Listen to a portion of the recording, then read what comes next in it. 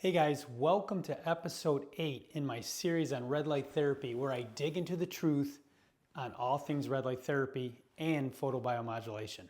I am freshly back from CryoCon 2026, held in wonderful Dallas, Texas, and I gotta tell you, what a shit show.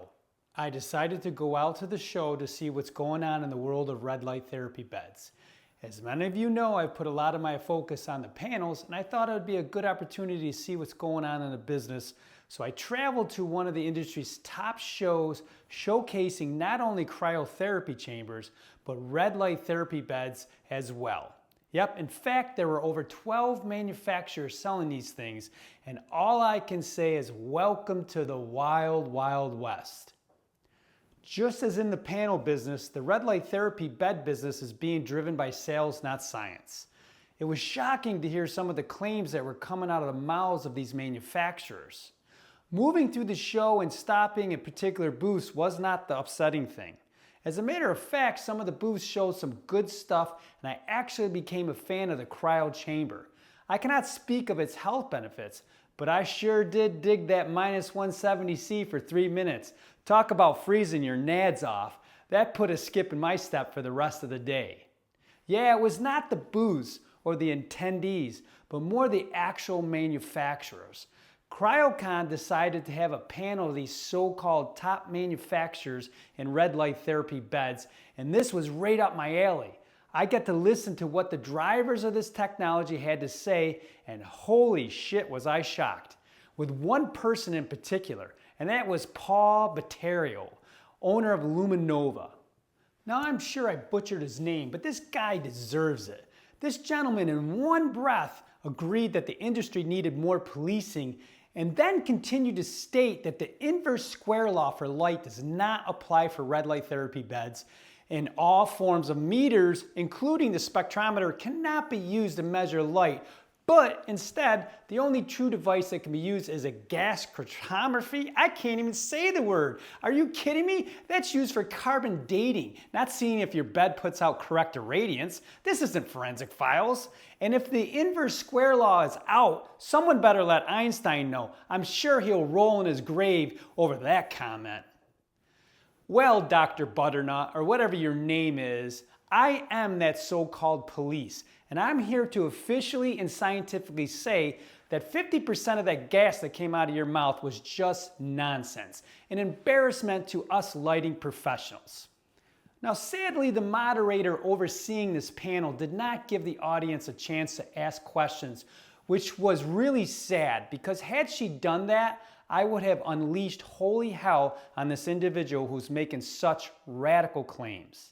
Not happy with the fact that this gentleman just unleashed wrong information to the public who so badly needs it, I decided to approach Mr. Butternut at the end of the show to perhaps assist him in understanding red light therapy a bit better so he too could be better. Do you think I was received with any kind of appreciation? Just the opposite. He became very agitated and extremely aggressive. I was over the top shocked that such an individual could be speaking at a panel representing red light therapy. Okay, so what's the moral of this story? You have to do your homework. The red light therapy bed market is more chaotic than the panel market. The manufacturers are spending more time accusing each other of improper irradiance representation when the true professionals know irradiance is not the only factor creating benefits from red light therapy sessions. The narrative is clearly being driven by sales, not science.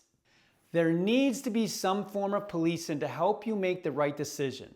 Until these standards and guidelines are established, look for beds that offer controllability.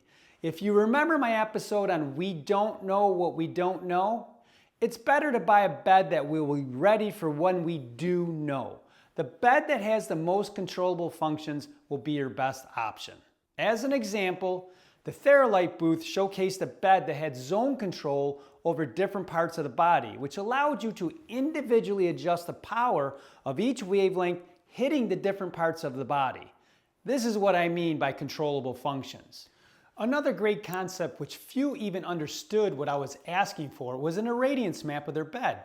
With so many of them only caring if they had high irradiance, no one even understood this concept. An irradiance map defines what the irradiance of each wavelength you will see over the entire surface of the bed. It's similar to a topology map of the land around you.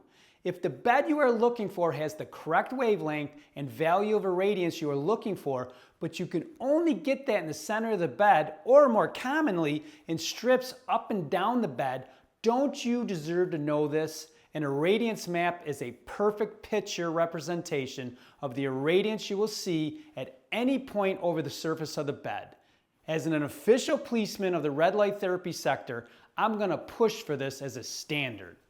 Now, you know, in the past I said I don't care if you like or subscribe, but after coming back from that showdown in the Wild Wild West called CryoCon 2026, it's imperative that people who stand behind science get their voice heard. It is my hope that you will share this content with your friends and colleagues so we can get the truth out there. I know that red light therapy is beneficial, but it needs to be delivered in a standardized format and not simply shooting from the hip as currently seen in this wild, wild west OK Corral known as today's red light therapy market. Now, until next time, get outside and get some red light. Mother Nature gives it for free.